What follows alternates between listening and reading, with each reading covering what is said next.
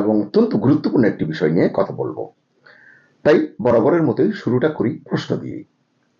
প্রশ্নটা হলো, যে আওয়ামী লীগকে নির্বাচন থেকে বাইরে রাখার কথা বলা হচ্ছিল, সেই আওয়ামী লীগই কি এবার সরি বললেই নির্বাচনে অংশ নিতে পারছে বা ভোটে ঢুকে যেতে পারছে? এই যে ইউটার্ন, এটা কি হঠাৎ করেই ইউনূস সরকারের নিজস্ব সিদ্ধান্ত, প্রফেসর ইউনূসের নিজের সিদ্ধান্ত, নাকি ওয়াশিংটন থেকে আসা এক নীরব কিন্তু শক্ত বার্তার ফল? আজ আমরা সেই বিষয়টি খোলাসা করে আলোচনা করতে চেষ্টা করব। মোহাম্মদ ইউনূসের এই এক লাইনের বক্তব্য এখন বাংলাদেশের রাজনীতিতে তোলপাড় তুলেছে। তিনি বলেছেন, আওয়ামী লীগ যদি তাদের দুঃশাসন ও দমনমূলক শাসনের জন্য ক্ষমা চায়, তাহলে রাজনৈতিক সমঝোতার সুযোগ তৈরি হতে পারে। কিন্তু প্রশ্ন হলো, এই বক্তব্য কি সত্যি কোনো নৈতিক আহ্বান, নাকি কূটনৈতিক চাপে নেওয়া রাজনৈতিক ইউটার্ন? যে কারণে আমি এভাবে কথাটা শুরু করেছি, কারণ এই কথাগুলোর যে টাইমিং, এটা অত্যন্ত গুরুত্বপূর্ণ। মাত্র 2 দিন আগে জাতীয় নিরাপত্তা উপদেষ্টা খলিলুর রহমান 5 দিন তিনি বাইরে ছিলেন, যুক্তরাষ্ট্র এবং সংযুক্ত আরব আমিরাত মিলিয়ে এই 2 দেশ সফর শেষে তিনি দেশে ফিরেছেন 2 দিন আগে। ওয়াশিংটনে তিনি বৈঠক করেছেন স্টেট ডিপার্টমেন্টের শীর্ষ 2 কর্মকর্তার সঙ্গে। এর একজন হলেন দক্ষিণ ও মধ্য এশিয়া বিষয়ক সহকারী পররাষ্ট্রমন্ত্রী পল কাপুর এবং রাজনৈতিক বিষয়ক আন্ডার সেক্রেটারি এলিসন হুকার। এদের সঙ্গে তিনি কথা বলেছেন। এটি নিয়ে কালো আমরা একটি কন্টেন্ট করেছিলাম, সেটি অন্য বিষয়। ঢাকার কূটনৈতিক এবং রাজনৈতিক বিশ্লেষকদের মতে আলোচনার মূল বিষয় ছিল আসন্ন নির্বাচন, মানে হুকারের সঙ্গে এবং পল কাপুরের সঙ্গে খলিলুর রহমানের আলোচনার মূল বিষয় ছিল 12 ফেব্রুয়ারির নির্বাচন। কি ছিল এই নির্বাচন, কতটা গ্রহণযোগ্য হবে এবং আদৌ তা অন্তর্ভুক্তিমূলক হচ্ছে কিনা, ইনক্লুসিভ হচ্ছে কিনা।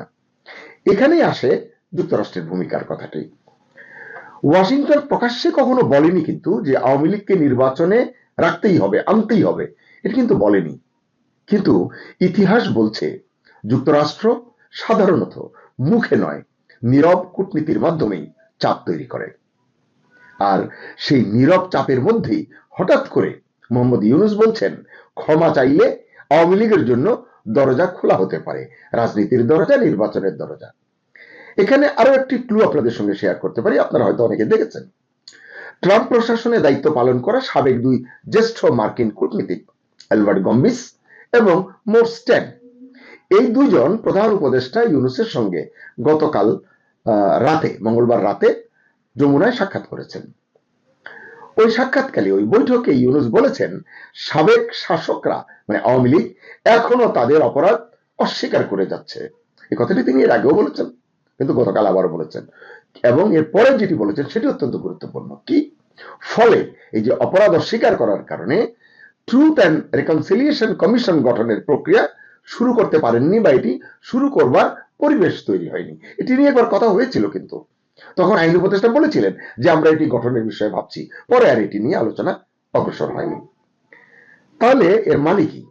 এর মানে হচ্ছে ওই বৈঠকে গম্বিস এবং টোনের সাথে ওই বৈঠকে আওয়ামী লীগকে নিয়ে নিশ্চয়ই কথা হয়েছে এবং ওই 2 কূটনীতিক হয়তো মার্কিন কোনো স্পষ্ট বার্তা মোহাম্মদ ইউনূসকে বলেছেন বা তার কাছে হস্তান্তর করেছেন, তাকে জানিয়েছেন। এর প্রেক্ষিতেই হয়তো ইউনূস বলেছেন, সত্য এবং জাতীয় পুনর্মিলন, রিকনসিলিয়েশন তখনই আসে যখন আপনি স্বীকার করেন যে আপনি ভুল ছিলেন, মানে আওয়ামী লীগকে উদ্দেশ্য করে বলছেন, যখন আপনি আপনার অপরাধের জন্য অনুশোচনা ও অনুতাপ দেখান এবং সঠিক পরিবেশ সৃষ্টি করেন। এ কথা সত্য, এটি আওয়ামী লীগের জন্য তিনি এর আগেও বলেছেন। কিন্তু তিনি বলছেন এখন পর্যন্ত তাদের, অর্থাৎ আওয়ামী লীগ সরকারের কোনো অনুতাপ নেই, বরং তারা দাবি করছে জুলাই আন্দোলনের সময় নিহত যুবকদের হত্যা করেছে সন্ত্রাসীরা। তাদের অপরাধের পাহাড় সমান প্রমাণ আছে, মানে আওয়ামী লীগের অপরাধের পাহাড় সমান প্রমাণ আছে, সেগুলো সব জঘন্য অপরাধ, তবু তারা সম্পূর্ণ অস্বীকার করে আসছে, এটি ইউনূস বলছেন। আবার তিনি বলছেন, এই আলোচনার পরে আবার আরো একটি ইস্যুতে তিনি বলছেন যে নির্বাচন 12 ফেব্রুয়ারিতেই হবে, একদিন আগেও নয়, একদিন পরেও নয়, মানে এই জায়গায় তিনি খুব দৃঢ় আছেন এবং বলছেন যে শেখ হাসিনার সমর্থকদের দায়ী করে ইউনূস বলেন, তৎকালীন ফ্যাসিস্ট সরকারের সমর্থকেরা নির্বাচনকে ঘিরে বিভ্রান্তি সৃষ্টির উদ্দেশ্যে ভুয়া খবর ও অপতথ্য ছড়াচ্ছে। আসলে ইউনূসের গতকাল রাতের আহ্বান তার আগের বক্তব্যগুলোর সঙ্গে স্পষ্টতই কিছুটা সাংঘর্ষিক। কারণ এর আগেও ইউনূস সরকার এবং তার ঘনিষ্ঠ রাজনৈতিক শক্তিগুলো বলেছিল আওয়ামী লীগের দুঃশাসনের বিচার ছাড়া তাদেরকে রাজনীতিতে সুযোগ দেওয়ার প্রশ্নই আসে না, রাজনীতিতে ফিরবার সুযোগ দেওয়া যাবে না। তাহলে হঠাৎ এই নমনীয়তা কেন? বিশ্লেষকরা বলছেন এখানে আন্তর্জাতিক সমীকরণই বড় ফ্যাক্টর। আপনারা তো জানেন যে ভারত শুরু থেকেই চেয়েছে বাংলাদেশের নির্বাচন যেন কোনো বড় রাজনৈতিক শক্তিকে বাইরে রেখে না হয়, অর্থাৎ অন্তর্ভুক্তিমূলক হয়, সব দল অংশ নিতে পারে। যুক্তরাষ্ট্রও চায় এমন একটি নির্বাচন যেটাকে আন্তর্জাতিকভাবে প্রশ্নবিদ্ধ করা যাবে না। এই দুই চাপের মাঝখানে দাঁড়িয়ে ইউনূস সরকারের সামনে বিকল্প হয়তো খুব বেশি নেই। তাই ক্ষমা শব্দটি এখন আসলে হয়ে উঠেছে রাজনৈতিক টুল। প্রশ্ন হলো, এটা কি সত্যি নৈতিক অনুশোচনার প্রশ্ন, নাকি দায় স্বীকার করে নতুন শর্তে রাজনীতিতে ফেরার সুযোগ মাত্র, মানে যেটি এখন ইউনূস সাহেব করে নিজেও পার পেতে চাইছেন। আবার এখনকার রাজনীতির দিকে যদি খেয়াল করেন, দেখবেন বিএনপি পুরোপুরি নির্বাচনী মুডে আছে। তারেক রহমান দেশে ফেরার পর বিএনপির পালে অবশ্যই কিছুটা হাওয়া লেগেছে। বিএনপি এখন প্রকাশ্যে জামাতে ইসলামের ভূমিকা নিয়েও প্রশ্ন তুলছে, জায়গায় জায়গায় তাদের ভিতরে লাগালাগি আছে। বিএনপি চায় নির্বাচন হোক, কিন্তু এমন ভাবে যাতে হঠাৎ করে নতুন কোন সমীকরণ তৈরি না হয়।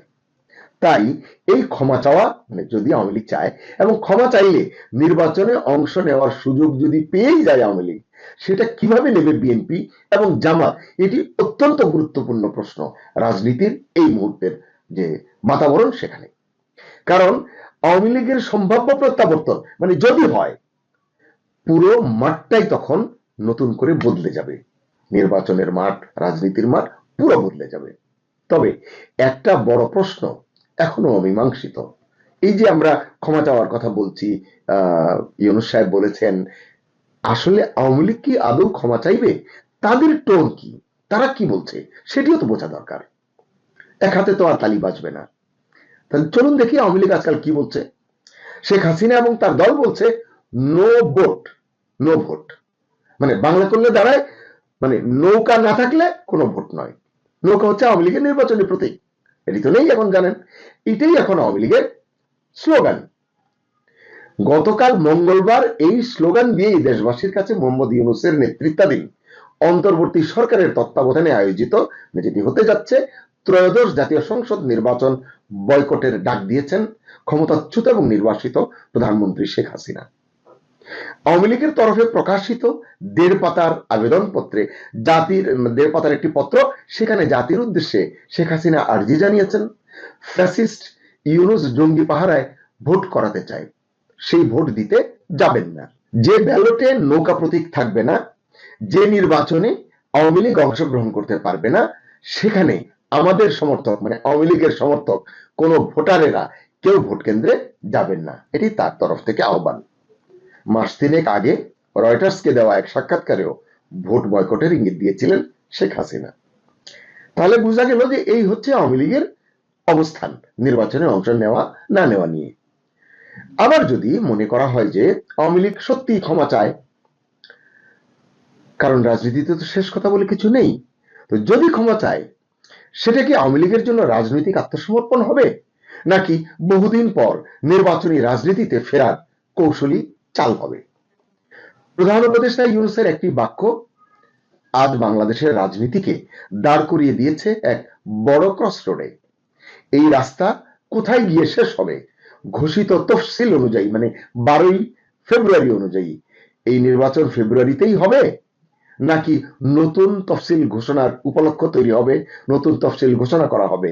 কারণ আওয়ামী লীগ যুক্ত হলে তো তফসিল বদলাতেই পারে, এমন রেকর্ড অতীতে কিন্তু আছে।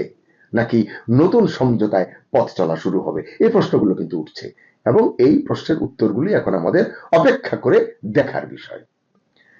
সুপ্রিয় দর্শক শ্রোতা, শেষ করার আগে আপনার জন্য প্রশ্ন, যে দলকে, মানে আওয়ামী লীগকে গণতন্ত্র ধ্বংসের দায়ে ক্ষমতার বাইরে রাখার প্রাণান্ত চেষ্টা হয়েছিল বা হচ্ছে, তারা কি এবার শুধু সরি বলেই ভোটের মাঠে ঢুকে পড়তে যাচ্ছে, নাকি এই যে ক্ষমার রাজনীতি আসলে আওয়ামী লীগকে বাঁচানোর জন্য নয়, একটা প্রশ্নবিদ্ধ নির্বাচনকে আন্তর্জাতিকভাবে বৈধ দেখানোর কৌশল, যেটি নিয়ে আমরা এতদিন কথা বলেছি, যে নির্বাচন তিনি করছেন, ইউনিক বলছেন, ঐতিহাসিক করবেন বলছেন, সেটি আসলে ভোটাররা অংশ না নিলে হবে কিনা, বিশ্ববাসীর স্বীকৃতি পাবে কিনা, এই প্রশ্নটিও কিন্তু ইউনূস সাহেবের সামনে অনেক বড় একটি পরীক্ষা হয়ে দাঁড়িয়েছে।